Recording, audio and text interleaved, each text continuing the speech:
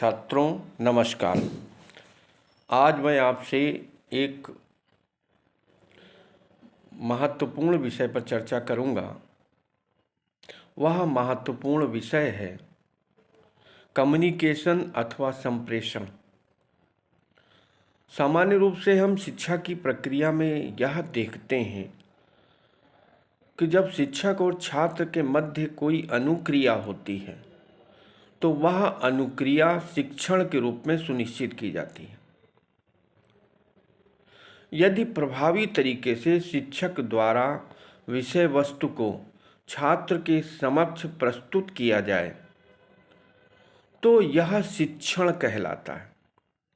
तब हमारे सामने प्रश्न ये उठता है कि वस्तुतः कम्युनिकेशन अथवा संप्रेषण क्या है। सामान्य रूप से शिक्षा की प्रक्रिया के दो घटक होते हैं। एक घटक वह होता है जो अपनी विषय वस्तु को संप्रेषित करता है। दूसरा घटक वह होता है जो विषय वस्तु को रिसीव करता है अथवा प्राप्त करता है।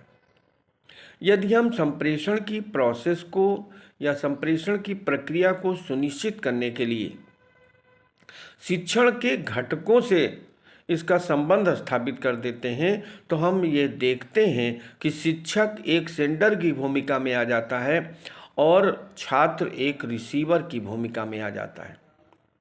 तब प्रश्न ये उठता है कि संप्रेषण का महत्व क्या है। वस्तुतः communication is a process between sender and receiver. When A message sent by sender and received by receiver, then process can be completed हो सकती है। लेकिन हमारा प्रश्न यह है कि आखिर संप्रेषण का महत्व क्या है। सामान्य रूप से संप्रेषण वह प्रक्रिया है जो किसी विषय वस्तु को छात्रों तक यह अगर पहुंचाती है और छात्र उसे रिसीव कर लेते हैं तो माना जाएगा कि संप्रेषण महत्वपूर्ण है। इसे हम इस तरीके से भी समझ सकते हैं, अगर हम किसी विषय वस्तु के ज्ञान को संबंधित छात्र की भाषा के रूप में प्रस्तुत नहीं करते हैं तो वह प्रक्रिया अपने आप निरर्थक हो जाती।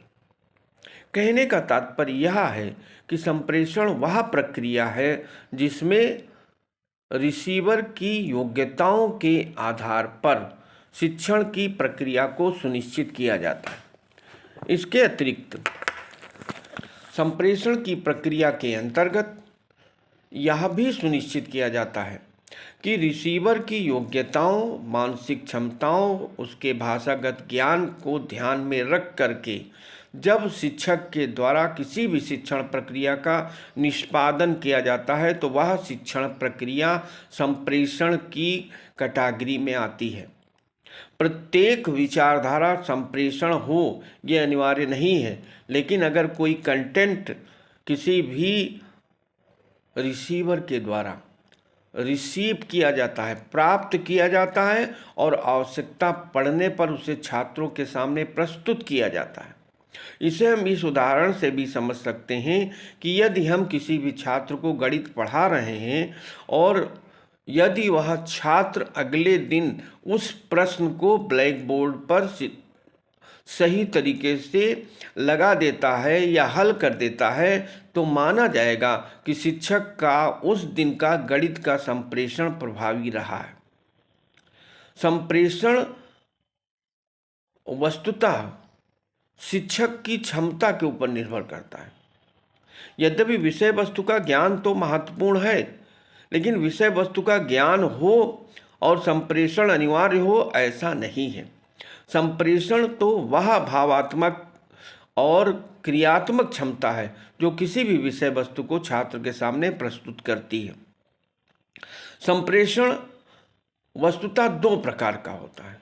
एक संप्रेषण होता है मौखिक संप्रेषण और दूसरा होता है अमौखिक संप्रेषण या वर्बल संप्रेषण होता है, शाब्दिक संप्रेषण होता है, अशाब्दिक संप्रेषण होता है। बहुत प्रकार के संप्रेषण होते हैं। सामान्य रूप से कभी कभी हम किसी दूसरे छात्र को इशारों की भाषा में कोई बात समझाने का प्रयास करते हैं। तो इस संप्रेषण को हम नॉन वर्बल संप्रेषण कहते हैं। जब हम किसी व्यक्ति को शब्दों के द्वारा अपनी बात को समझाने का प्रयास करते हैं तो उसे हम शाब्दिक संप्रेषण कहते हैं। इसके अतिरिक्त संप्रेषण को कुछ हम मनोवैज्ञानिक तथ्यों के आधार पर भी सुनिश्चित कर सकते हैं। संप्रेषण एक आई टू आई कांटेक्ट भी होता है। सामान्य रूप से यह माना गया है कि जब हम किसी मनुष्य के सामने सीधे और स्पष्ट तरीके से उससे आंख मिला करके बात करते हैं तो माना जाता है कि वह व्यक्ति प्रभावी तरीके से अपनी विचारधारा को प्रस्तुत कर रहा है और उस व्यक्ति की बहादुरी को सुनिश्चित किया जा सकता है। संप्रेषण का तात्पर्य केवल बोलने से, सुनने से अथवा देखने से ही नहीं है। संप्रेषण हमारी भावनाओं का संप्रेषण करने की एक और विधा भी है जिसे टचिंग थेरेपी कहते हैं। यदि हम किसी भावनात्मक संबंधों के आधार पर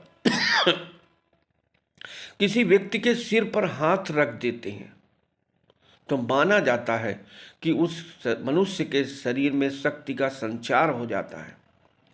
जब पिता पुत्र के शरीर पर, उसके मस्तिष्क पर, उसके सिर पर प्रभावात्मक हाथ रखता है तो माना जाता है ये प्रभावी संप्रेषण है। निष्कर्ष के रूप में हम कह सकते हैं कि संप्रेषण वह सार्वभौमिक प्रक्रिया है जिसका शिक्षण की प्रक्रिया में प्रत्येक स्तर पर योगदान है। यदि शिक्षक का और छात्र दोनों का संप्रेषण प्रभावी एवं उत्कृष्ट हो तो हम किसी भी तरीके के ज्ञान की उम्मीद कर सकते हैं। धन्यवाद।